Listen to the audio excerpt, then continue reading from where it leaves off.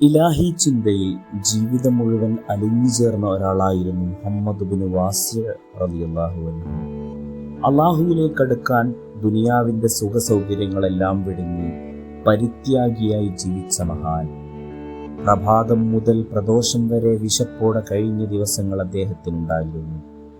എന്നാൽ ആ വിശപ്പിനിടയിലും അള്ളാഹുവിൽ പൂർണ്ണ തൃപ്തിയുണ്ടായിരുന്ന ഒരാളായിരുന്നു അദ്ദേഹം. മഹാൻ ഒരിക്കൽ പറഞ്ഞു, പ്രഭാതം മുതൽ പ്രദോഷം വരെ വിശന്നവനായി കഴിയേണ്ടി വന്നാലും അള്ളാഹുവിൽ തൃപ്തി അടഞ്ഞവരാണ് യഥാർത്ഥ വിജയി.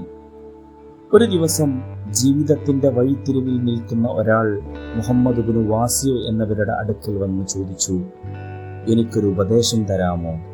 മഹാൻ ശാന്തമായി പറഞ്ഞു, ഞാൻ നിനക്കൊരു ഉപദേശം തരാം. നീ അത് പാലിച്ചാൽ ദുനിയാവിലെയും ആഖിറത്തിലെയും രാജാവാകും. വന്ന ആൾക്കത്ഭുതം. അവൻ ചോദിച്ചു, അതെങ്ങനെ സാധ്യമാകും? മഹാൻ മറുപടി പറഞ്ഞു, ദുനിയാവിൽ നീ പരിത്യാഗിയാവുക. സൃഷ്ടികളോട് നീ ആശ്രയിക്കേണ്ടി വരില്ല, പകരം അവർ നിന്നെ ആശ്രയിക്കേണ്ടി വരും. ഇതാണ് ദുനിയാവിലെ രാജകത്വം.